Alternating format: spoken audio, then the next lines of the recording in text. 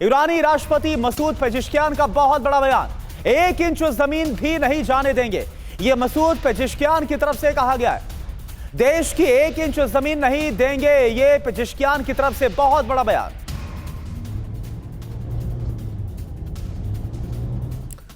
और इस बीच एक और बड़ी खबर, अमेरिका की ईरान को बहुत बड़ी धमकी। अमेरिकियों को मारा तो आपका खात्मा तय, इस बात को नोट कर ले ईरान।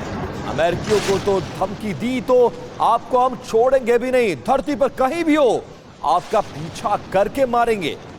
ये देखिए, ये एक बहुत बड़ी धमकी है, सीधे सीधे धमकी कि हम आप पर हमला करें, लेकिन आप अमेरिका पर हमला करना तो दूर, हमारे लोगों पर आंखें उठाकर भी नहीं देख सकते। और ऐसा हुआ तो फिर अंजाम भुगतने के लिए आप तैयार रहिए। और एक और बड़ी खबर, राष्ट्रपति डोनाल्ड ट्रंप का एक और बहुत बड़ा दावा है। अमेरिका और इजरायल के हमले से ईरान को भारी नुकसान पहुंचा है। अभी तक ईरान की सेना का पूरी तरह से सफाया होगा, डोनाल्ड ट्रंप ये बोल रहे हैं। तो आप देखिए, ईरान की नेवी का खात्मा हो गया, ईरान की सेना का खात्मा हो गया। लेकिन सवाल यही है कि अगर यह सब कुछ वाकई में हो गया है, डोनाल्ड ट्रंप के दावे में अगर 1% भी सच्चाई है, तो फिर कैसे ईरान हमला कर पा रहा है? तो जंग का 9वां दिन, बर्बादी और विध्वंस का नया सीन आप समझिए।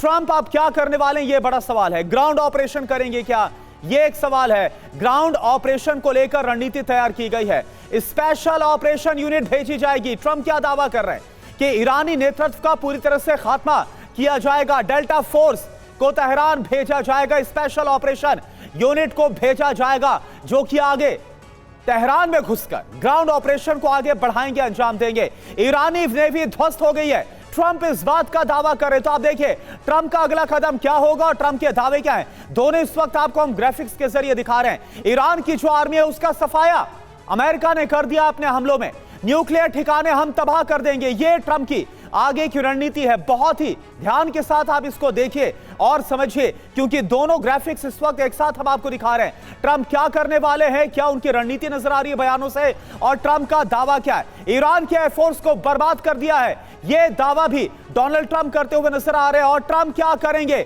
न्यूक्लियर ठिकाने को तबाह कर देंगे।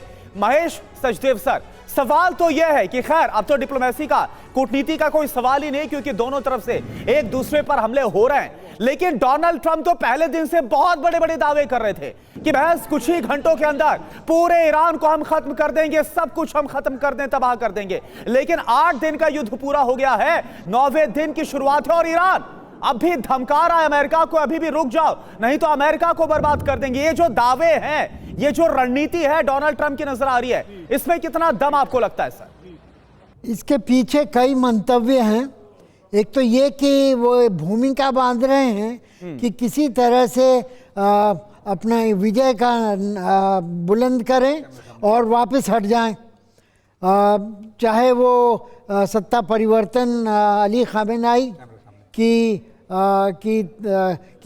हत्या के बाद सत्ता परिवर्तन की बात कर रहे हों, चाहे वो सेना के ध्वस्त होने की बात कर रहे हों, चाहे वो न्यूक्लियर प्रोग्राम की ख़त्म होने की बात कर रहे हैं, ऑब्लिटरेशन की बात कर रहे हों। तो ये सब देखते हुए उनको अपने मागा बेस को सुरक्षित रखना है, संतुष्ट रखना है, और ये दिखाना है कि जो भी किया जा रहा है, जिसके बदले में कुछ दर्द अमेरिका के कंज्यूमर्स को, अमेरिका के वोटर्स को उठाना पड़ रहा है, वो सब जायज़ है और बड़ी प्रगति की आशा है। और उससे अमेरिका का प्रभुत्व खाड़ी के पूरे खाड़ी पर फिर से लागू हो जाएगा। जी, तो अमेरिका अपने मकसद में सर बहुत सारे प्लान को लेकर चल रहा है, लेकिन जितना आसान है कपकेक समझा था ईरान को, फिलहाल की लड़ाई में उसके देखकर ये तो साफ है कि उतना आसान नहीं है। शायद यही वजह है कि 9वें दिन में ये जंग प्रवेश कर गया और अब भी ईरान घुटने टेकने को तैयार नहीं है।